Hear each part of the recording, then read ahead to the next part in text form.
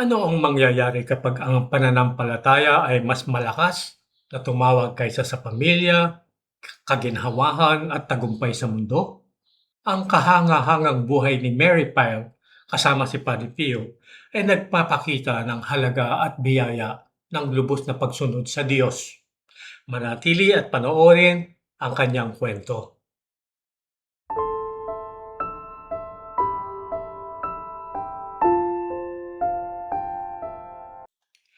Maligayang pagdating sa Ang Tinig ni Padre Pio. Kung ngayon pa lang ninyo nakita ang channel namin o matagal na kayong taga-subaybay, ikalulugod namin na nandito kayo. Ang kwento ngayong araw mula sa buhay ni Padre Pio ay maaaring magbigay sa inyo ng inspirasyon sa paraang hindi ninyo inaasahan. At bago tayo magsimula, nais kong ipaalam sa inyo na meron kaming isang website na puno ng mga espiritual na talakayin, bagay, at mga artikulo upang tulungan kayong lumago sa pananampalataya. Makikita ninyo ang link sa ibaba. Ngayon, simulan na natin ang ating kwento. Kung matagal na ninyo nang sinusubaybayan ang aming channel, malamang na narinig na ninyo ang pangalang Mary Pyle. Lumilitaw siya sa maraming kwento na kaugnay ni Padre Pio. Si Mary ay isang tagapagmanang Amerikana na bumili ng bahay sa San Giovanni Rotondo. Sa mismong bahay na iyon nanirahan ng mga magulang ni Padre Pio sa kanilang mga huling araw sa mundo. Siya rin ang tumustos sa pagtatayo ng isang kumbento sa bayan ng Petrelcina kung saan nagmula si Padre Pio at tumulong sa pamamahala ng napakaraming liham na natanggap ni Padre Pio. Kaya bilang paggunita sa kanyang kaarawan noong nakaraang 17 ng Abril, silipin natin ang buhay ng pambihirang babaeng ito at espiritual na anak ni Padre Pio. Si Mary Pyle ay sinilang sa New York noong 17 ng Abril, 1888, April 17, 1888, sa isang mayamang pamilyang Presbyterianong Protestante. Ang kanyang ama ay isang matagumpay na negosyante ng sabon. Kinilala bilang hari ng sabon. Siya ay matangkad, matalino, may pinong asal at likas na karisma. Pinangalanan siyang Adelia ng kanyang pamilya, ngunit kalaunan ay pinalitan niya ito ng Mary matapos niyang magbagong buhay at umalig sa Katolikong pananampalataya. Mula pagkabata, nagpakita siya ng pambihirang kakayahan sa mga wika, isang talento na naging malaking tulong sa buhay niya. Siya ay naglakbay, nakita niya ang mundo. Wala siyang kakulangan sa material na bagay. Naranasan niyo na ba yon? Na tila kumpleto ang lahat sa panlabas, ngunit may kulang sa kalooban. Ang pakiramdam na yon ay sumunod sa kanya.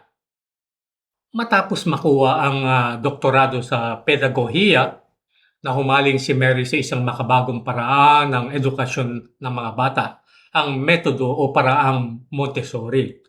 Ang pedagohiya ay ang pamamaraan, teorya at praktikal ng pagtuturo na gumaganap bilang sining at agham ng pagtuturo sa mga mag-aaral. Ang nagtatag nito ay si Maria Montessori na naging kaibigan, gabay at kasama niya sa paglalakbay. Naging katulong siya nito at sumama sa iba't ibang bansa sa Europa.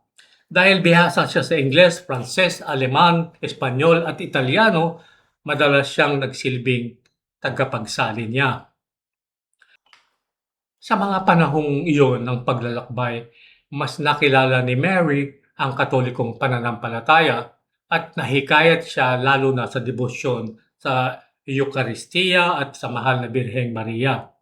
Matapos ang maraming panalangin at paghahanda, siya ay nabinyagan sa Simbahang Katolika sa Barcelona noong 1918, 1918. Bilang tanda ng kanyang ganap na pagbabalik loob, tinanggap niya ang pangalang Mary. Ngunit hindi niya alam na ang kanyang bagong pananampalataya ay magdudulot ng pagkawala ng kanyang pamilya. Nagulat ang kanyang mga magulang sa balita ng kanyang pagbabagong buhay at pagbabalik loob. Dahil sa pakiramdam ng pagtataksil, tuluyan siyang inalisan ng mana. Isipin ninyo, mawalan ng lahat dahil sa pananampalataya, ngunit lalo lamang nitong pinatibay ang kanyang paghahanap ng espiritual na gabay. Isinulat niya sa kalaunan ang sumusunod. Sabi niya, nagsimula akong magnobena sa Mahal na Birhen ng Pompey, Our Lady of Pompey. Pagkatapos ay pumunta ako sa Roma kasama si Maria Montessori, kung saan araw-araw ako nagdarasal sa simbahan ng Jesu. Humihiling sa Birhen na tulungan akong makahanap ng banal na gabay para sa aking kaluluwa. Noong 1920, unang narinig ni Mary ang balita tungkol sa mga sugat ni Padre Pio. Dahil sa pag-uusisa, nais niya siyang makilala. Ngunit tumagal pa ng 3 taon bago sila nagkita. 35 taong gulang siya nang una niyang makausap si Padre Pio. Ngunit ang kanilang pagkikita ay nakadidismaya. Walang malalim na salita, walang mystical na karanasan, wala rin tila mahalagang nangyari. Umalis siya na nag-iisip. Sabi niya, sa huli, isa lamang siyang mahirap na pari. Paano niya matutulungan ang aking mga problema at pangamba? Ngunit makalipas ang ilang linggo, nagkaroon si Mary ng isang misteryosong panaginip. Nakita niya ang sarili sa isang kariton kasama si Maria Montessori sa gitna ng malamig at maunos na gabi. Bilang nagbago ang tagpo, nakaupo na siya sa kanan ng isang prailing nagmamaneho ng kariton. Nakilala niya ito agad, si Padre Pio. Nang maayos na ang daan, duminit at naging payapa ang paligid at kalagitnaan ay lumiwanag sa puting liwanag. Dumating sila sa harap ng isang simbahan, ang Our Lady of Grace sa San Giovanni Rotondo. Sinabi ng praile, nakarating na tayo. Noong ika-4 ng Oktubre, 1932, October 4, 1932, makalipas ang 9 na taon, bumalik si Mary Pyle sa San Giovanni Rotondo.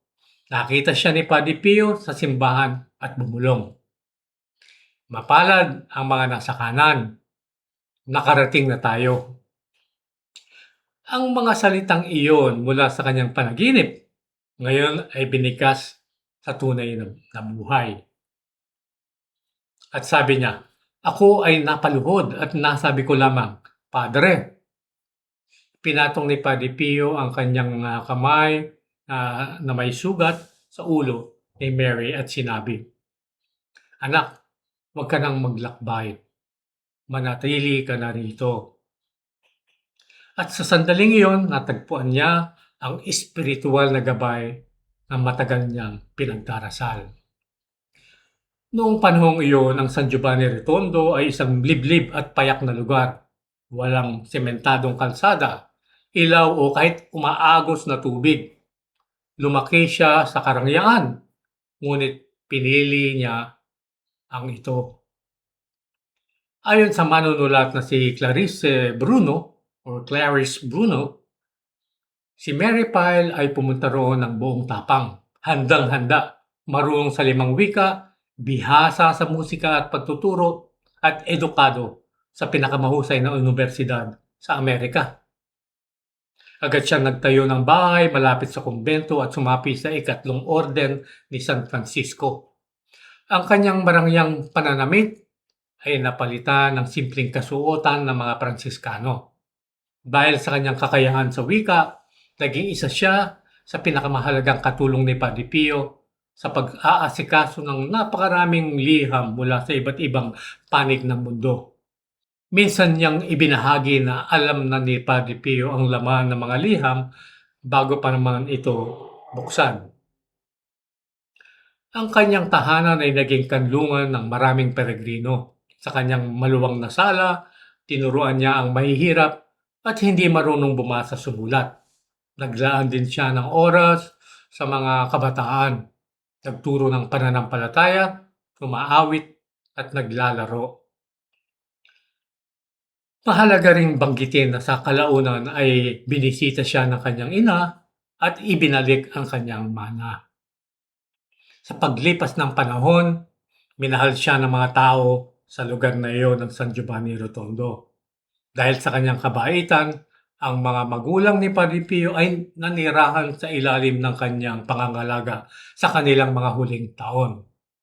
Ngunit ang kanyang pinakamalaking ambag ay ang pagtustos at pangangasiwa sa pagtatayo ng simbahan at kumbento ng mga Kaputsino sa Pietrelcina, ang sinilangang lugar ni Padre Pio.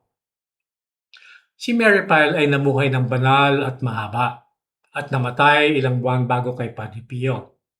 Noong ika-26 ng Abril, 1968. April 26, 1968.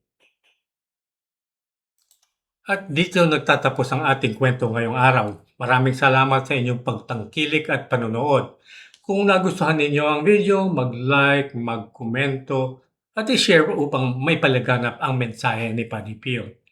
Huwag kalimutang mag-subscribe at pindutin ang kampanilya sa kanan nito upang maabisuhan kayo sa mga sumusunod na mga video sa hinaharap. Nais nyo bang palalimin ang inyong ugnayan kay Padre Pio? Isang alang-alang ang pagiging miyembro ng mga alagad sa kalinga ni Padre Pio. Isang natatanging paraan upang lumago ang inyong espiritualidad at maging bahagi ng aming komunidad ng panalangin. Makikita ang link sa ibaba. At hanggang sa muli po nating pagkikita, naway pagpalain kayo palagi ng ating Panginoon, ng Mahal na Birheng Maria at ni Padre Pio.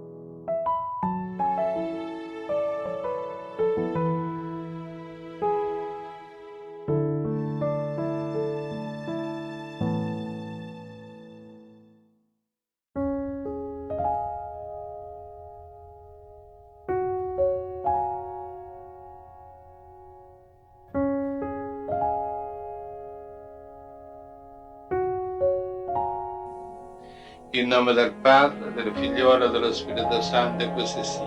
Sia lodato Gesù e Maria, e